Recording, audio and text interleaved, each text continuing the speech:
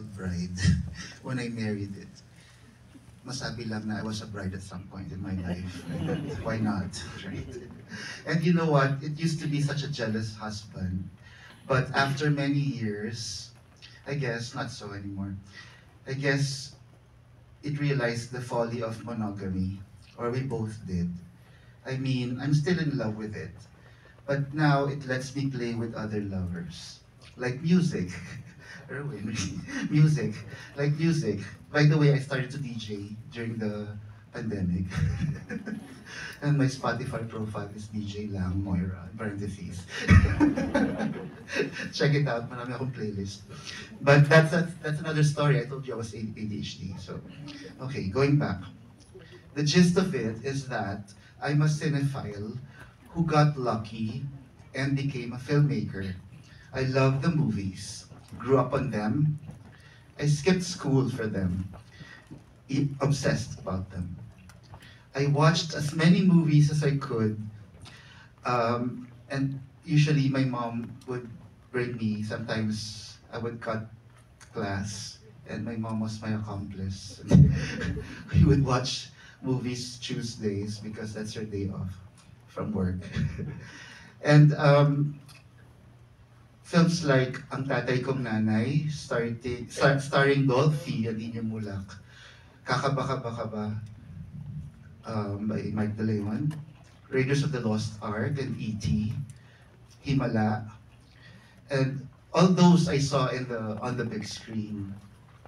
Even adult stuff that I could sometimes sneak into, like The Big Chill, if you've heard about that film, and even soft porn, like one of the film adaptations of Lady Chatterley's Lover. I'm dating myself. But okay lang, I'm the oldest in this. Okay lang. I saw all of those on the big screen when it cost less than 20 pesos a ticket. Ngayon ba, magkano na? 600, 400, 500, oh my God. So in high school, I discovered the CCP, Cultural Center of the Philippines. Actually, hindi naman discovered, but I was able by then to go there to CCP on my own. I would skip school sometimes. I'd hop on a jeepney and go watch more movies, offerings from the different embassies in Manila, retrospectives, film festivals. The CCP was where I saw Biyaya ng Lupa for the first time. And another favorite, Mababangong Bangungot, or in English, Perfumed Nightmare. And at that screening, I was so thrilled to meet Kidlat Tahimik, now National Artist for Film, and now also a friend. I became a regular at the Thomas Jefferson Library, the Alliance Francaise, and the Goethe Institute, which was back then still on Aurora Boulevard in Quezon City.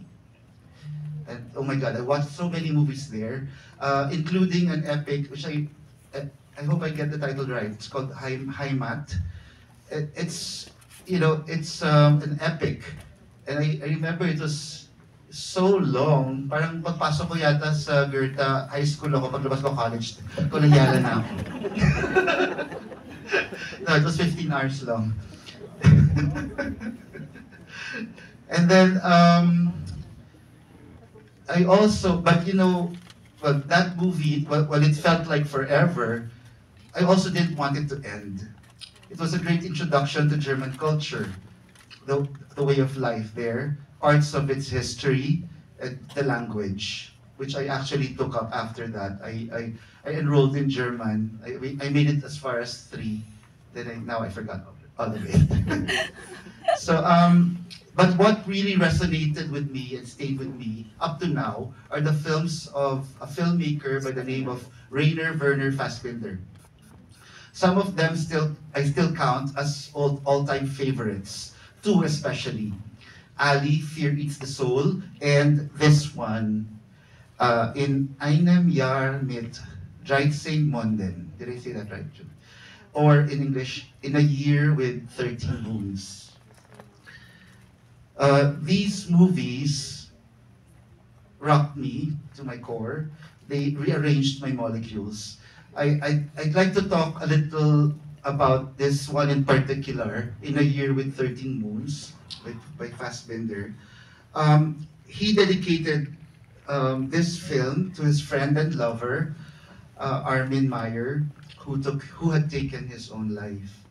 And for reasons known probably only to Fassbinder, the filmmaker, when he made this film, he felt a certain remorse, guilt, um, about this friend and what became of this friend and lover. And maybe he made this film as atonement, um, self-indictment, and love letter.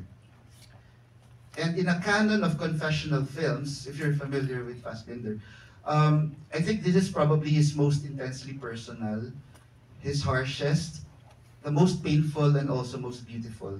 And I urge all of you to find it, and I hope that maybe Goethe can bring it and screen it again next year. Please. I'd love to see this on the big screen again. Um, but I won't tell you more about it because actually I'm a fan of going into a movie blind.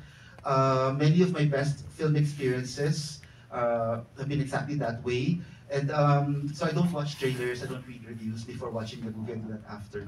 But I just share with you one line that stuck with me from this film, and I still remember it. And the English subtitle, I don't know the German, but the English subtitle goes, I'm afraid that one day I'll be able to put into words how I feel. So that stayed with me. And yeah, it's a scary thing now, I guess.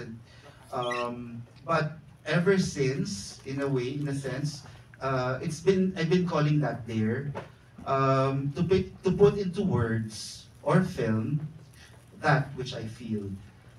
And hoping that I'm able to not only convey to the audience how I feel, but to make them feel the same, or for them to be in these shoes even for a minute. In other words, encountering Fassbinder through his films, watching this film in particular, and reading that subtitle flash on that screen many, many years ago, it was such a profound and core instance of recognition for me. And it's been chasing me, and I've been chasing it ever since, even when I DJ. Or these days, especially when I DJ.